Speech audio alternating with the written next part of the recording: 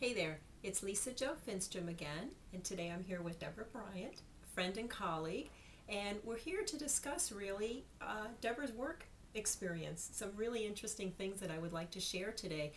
Deborah actually came from an international business background, then spent quite a few years in a competing home business, and I would really like to talk to you a little bit about, I know you had some ups and downs with that other company, and I'm so glad that you decided to join our green business opportunity. But I know you were with the other company for some time, and yet you didn't feel properly compensated. So I'd really like to ask you about that. Thank you, Lisa Jo. It is such a pleasure to, number one, be able to balance and share this information because people who have experienced this basically can help others. And that's what we do. I was with a previous company for 9 years and felt like I was very passionate. I enjoyed it. I had fun, and that was key. Was compensated through jewelry and trips and cars and a lot of things that monetarily I paid full price on the taxes at the end of the year. Oh, Yes, I bet you people don't consider that. they Really? don't. They don't. That was one of the things that with the write-offs and everything at the end of the year. Plus, I had an inventory that I was carrying, which I don't now. And that basically I was warehousing products for Oh, goodness. another company, and also when I would help people move forward in the business, then they would break away. It's called a breakaway, and their volume would move away from my volume. So consistently keeping up with my numbers at the end of the month, and I was very happy, very extremely lucky to have to be working with some wonderful people. But the success rate, I was working very hard and spending more time and being compensated at the end of the day less than I really should have.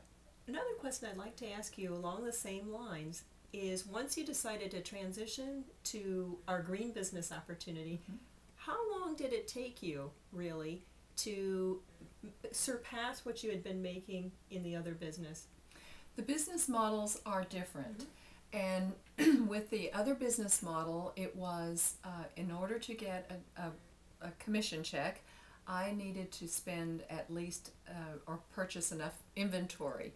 And I would have to spend $1,500 to $2,000 every month in order to collect on a bonus and a residual or a bonus from the people that I had brought into the business, with plus the inventory and everything. And it took me about 6 months.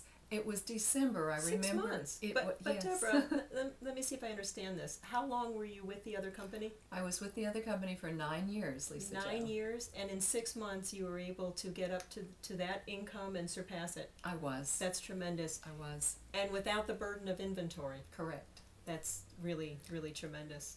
And having not having the burden of asking. I never asked anyone who was working with me to purchase any products.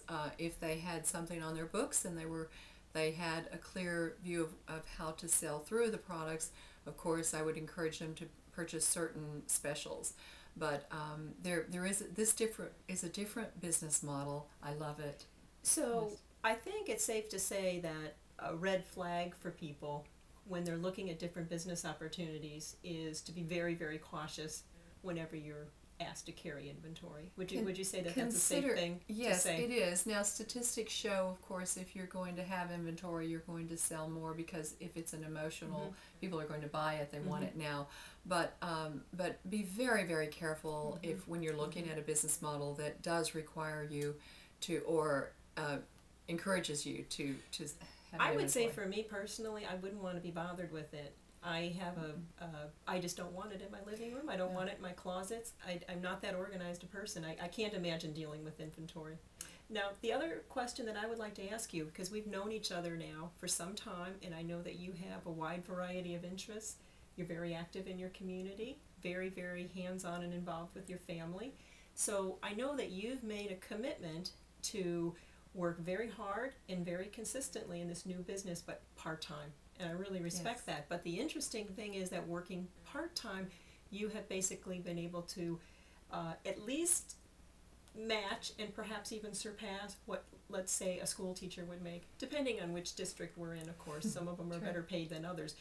But that's a full-time professional job, and you're able to accomplish that working part-time. And I wish that you would address that a little bit. I would be happy to, Lisa Jo. Again, consistency, like Lisa Jo mentioned, is the key. If you're consistent, regardless of what you're doing or what you choose to do, then you will experience success. I work about 15 to 20 hours a week consistently. Sometimes it's 40, sometimes it's 5. So it allows me to travel with my family, to do the philanthropic work in my community, and to just have fun traveling personally as well. So it has allowed me. Last year I made over 40,000, and That's just tremendous. working part-time. That's tremendous, because I think the area of the country that we're in right now, if I'm not mistaken, I believe that a new teacher would start at about 35, and that's working full-time with just a tremendous amount of stress on them. Yes. Well, what I'd like to do is conclude really by congratulating you, because it seems to me that you've been able to achieve this elusive balance between your professional and your personal life, and it's very inspirational, and I'm sure it'll be very interesting and helpful to our viewers. So thank you very much, Deborah. You're very welcome. Thank you for asking me, Lisa. No problem.